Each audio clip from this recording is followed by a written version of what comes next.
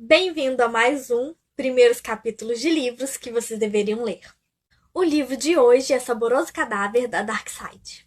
E sua expressão era tão humana que me provocou horror. Leopoldo Lugones. 1. Meia res, marreteiro. Linha de abate, banho de aspersão. As palavras aparecem em sua cabeça e o golpeiam. Destroçam-no. Mas não são apenas palavras, são o sangue, o cheiro denso, a automatização, o não pensar. Irrompem durante a noite, quando ele está desprevenido. Acorda com o corpo coberto de suor, pois sabe que o espera outro dia de abate de humanos. Ninguém o chama assim, pensa, enquanto acende um cigarro. Ele não o chama assim quando tem de explicar a um novo funcionário como funciona o ciclo da carne. Poderiam prendê-lo por falar isso. Poderiam, inclusive, enviá-lo para o matadouro municipal e industrializá-lo. Assassiná-lo seria a palavra exata, embora não permitida. Enquanto tira a camiseta embebida de suor, tenta afastar a ideia persistente de que são isto, humanos, criados para ser animais comestíveis.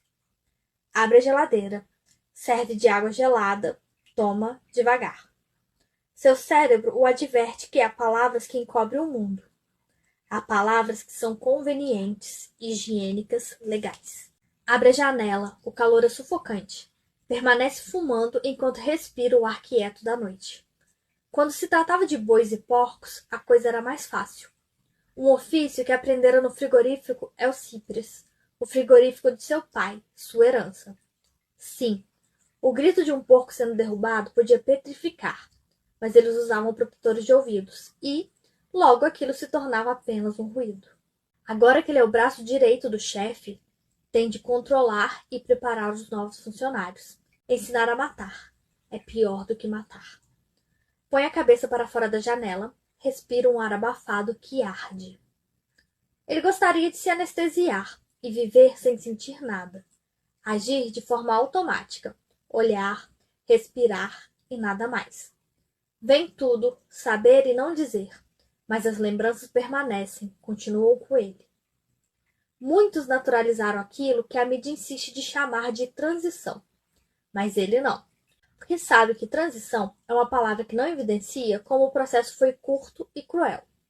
Uma palavra que resume e cataloga um fato incomensurável. Uma palavra vazia. Mudança, transformação, virada, sinônimos que parecem ter o mesmo significado, mas a escolha de cada um deles fala de uma maneira singular de ver o mundo. Todos naturalizaram o canibalismo, pensa. Canibalismo, outra palavra que poderia trazer problemas enormes para ele. Lembre-se de quando anunciaram a existência do GGB, a histeria massiva, os suicídios, o medo. Depois da GGB, tornou-se impossível continuar comendo animais, porque eles contraíram um vírus mortal para os humanos. Esse era o discurso oficial. Palavras com peso suficiente para nos moldar, para suprimir qualquer tipo de questionamento, pensa. Anda pela casa descalço. Depois da GGB, o mundo mudou definitivamente. Testaram-se vacinas, antídotos, mas o vírus resistiu e mutou. Eles se lembram de artigos falando sobre a vingança dos veganos, outros sobre os atos de violência contra os animais. Médicos na televisão explicando o que fazer para substituir a falta de proteínas. Jornalistas confirmando que ainda não existia cura para o vírus animal. Suspira e acende outro cigarro. Está só. Sua mulher foi para a casa da mãe. Já não sente saudades dela. Mas na casa há um vazio que não o deixa dormir, que o inquieta. Pega o livro na biblioteca. Está sem sono. Acende a luz e se prepara para ler, mas logo a apaga. Toca a cicatriz em sua mão. É antiga, não dói mais. Foi um porco. Ele era muito jovem, um principiante, e acreditava que não era necessário respeitar a carne, até que a carne o mordeu e quase arrancou sua mão. O encarregado e os outros não paravam de rir. Você foi batizado, diziam-lhe. O pai dele não disse nada. Depois dessa mordida, pararam de vê-lo como filho do dono e ele se enturmou. Contudo, nem essa turma nem o frigorífico Alcides existiam mais. Pensa. Pega o celular. Há 3 ligações perdidas de sua sogra. Nenhuma de sua mulher. Decide tomar banho porque não suporta o calor. Abre o chuveiro e enfia a cabeça na água fria. Quer apagar as imagens distantes, as lembranças que persistem. Aquele monte de gatos e cachorros queimados vivos. Um arranhão significava a morte. O cheiro de carne queimada durou semanas. Lembra-se dos grupos de escafandros amarelos que percorriam os bairros toda noite para matar e queimar qualquer animal que cruzasse pelo caminho. A água fria caía em suas costas. Ele se senta no chão do box. Nega com a cabeça lentamente, mas não consegue parar de lembrar. Houve grupos que começaram a matar e a comer pessoas de forma clandestina. A imprensa registrou o caso de 2 bolivianos desempregados que foram atacados, esquartejados e assados por um grupo de vizinhos. Quando ele leu essa notícia, sentiu calafrios. Foi o primeiro escândalo público, também o que instalou na sociedade a ideia de que, apesar de tudo, carne é carne, não importa de onde venha. Ergue a cabeça para que a água molhe seu rosto. Queria que as gotas lhe dessem um branco no cérebro, mas sabe que as lembranças estão ali, sempre. Em alguns países, os imigrantes começaram a desaparecer em massa. Imigrantes, marginais, pobres. Foram perseguidos e, talvez, sacrificados. A legalização foi levada adiante quando os governos foram pressionados por uma indústria bilionária que estava parada. Os frigoríficos e as regulamentações foram adaptados. Pouco tempo depois, começaram a ser criados como gado de corte para abastecer a demanda massiva de carne. Sai do chuveiro e se seca de modo superficial. Olha-se no espelho e está com olheiras. Ele é partidário de uma teoria da qual se tentou falar, mas aqueles que falaram em público foram silenciados. O zoologista de maior prestígio, que dizia em seus artigos que o vírus era uma invenção, sofreu um acidente bastante oportuno. Ele acredita que é tudo uma encenação para reduzir a superpopulação. Desde que se lembra, fala-se em escassez de recursos. Recorda-se dos distúrbios em países como a China, onde as pessoas se matavam por conta da superlotação. Mas nenhum meio de comunicação abordava a notícia desse ponto de vista. Quem lhe falava que o mundo iria explodir era seu pai. O planeta vai pelos ares a qualquer momento. Você vai ver, filho. Arrebenta ou todo mundo vai morrer feito praga. Olhe como a China já começaram a se matar por conta da quantidade de gente. Já não cabem. E aqui? Aqui ainda há lugar, mas vamos ficar sem água, sem alimentos, sem ar. Tudo indo para o inferno.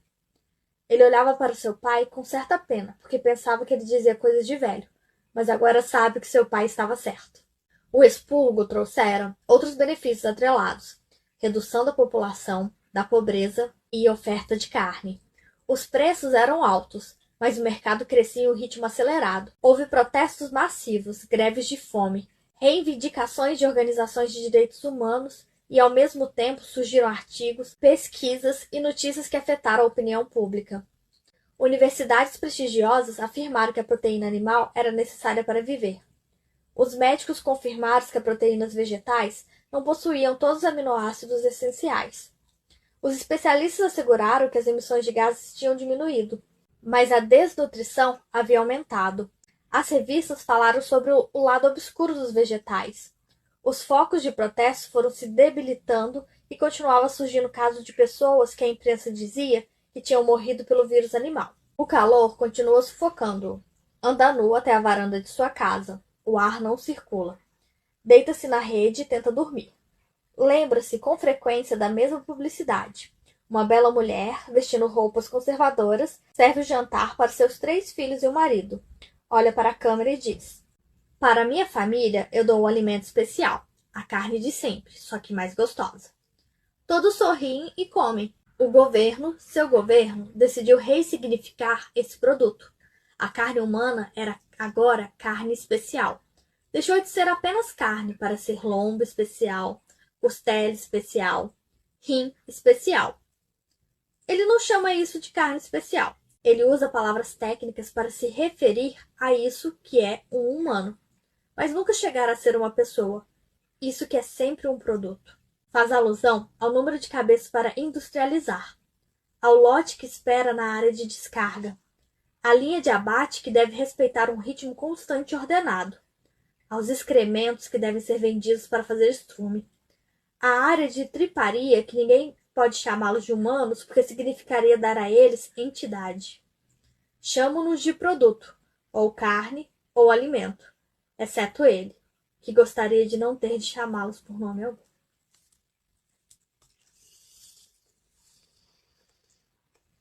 Pesado, né? Mas acho que vale muito a pena a gente ler. Então, vamos continuar essa história. Um beijo e até a próxima.